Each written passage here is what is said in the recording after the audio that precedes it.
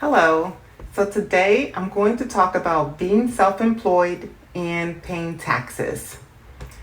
Last week I received a letter from the IRS, and in the letter it stated that I owed penalties and interest in the amount of $128. In doing some research, I found that since I was self-employed, I was required to pay taxes on a quarterly basis. And since I did not pay those taxes on a quarterly basis, they charged me with penalties and interest. So in this video, I'm going to show you how you can avoid that. So first, let's talk about exactly who has to pay these quarterly taxes. Okay, so I have the IRS website up, and on the site it has who must pay estimated taxes. And if you read through here, if you're a sole proprietor, partner, S corp, and you believe you're going to pay at least $1,000 in federal taxes, then you have to make these quarterly payments. When it comes to your state and local taxes, you'll have to check on your state and city's tax regulation to see if you have to pay quarterly or you can pay at the end of the year.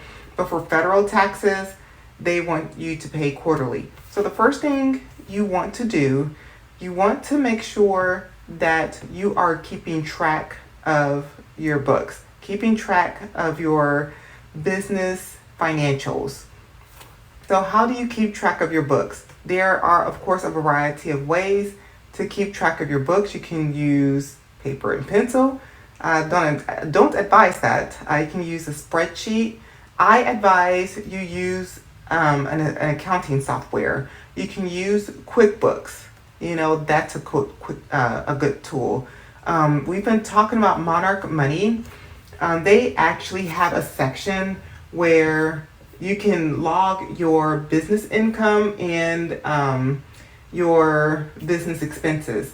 I don't recommend using Monarch Money for your business expenses. It's best to keep your personal and your business expenses separate. I would advise, again, using an accounting software like QuickBooks. That way you can easily print out your financials for the year so that you can give it to your tax accountant. Or if you're using a software, you can give the tax accountant access to your software so that they can do your taxes. All right. Next, you are going to want to set up a separate bank account for your business income and business expenses. You do not want to commingle your your personal and your business expenses together. So make sure you keep that separate. And then lastly, you want to pay your taxes quarterly, okay? The question is, how do you do that? How do you pay your taxes quarterly? Okay, so we are at the IRS website again. So let's just go to the home page, and once you go to irs.gov, you can just click make a payment. Wait a second. You can click make a payment, and you can pay with direct pay, or you can create an account so that you can pay. I went ahead and created an account so that I don't have to put in all my information every time I want to make a federal tax payment. So if you want to create your account, let's see, you can go to EFTPS, and then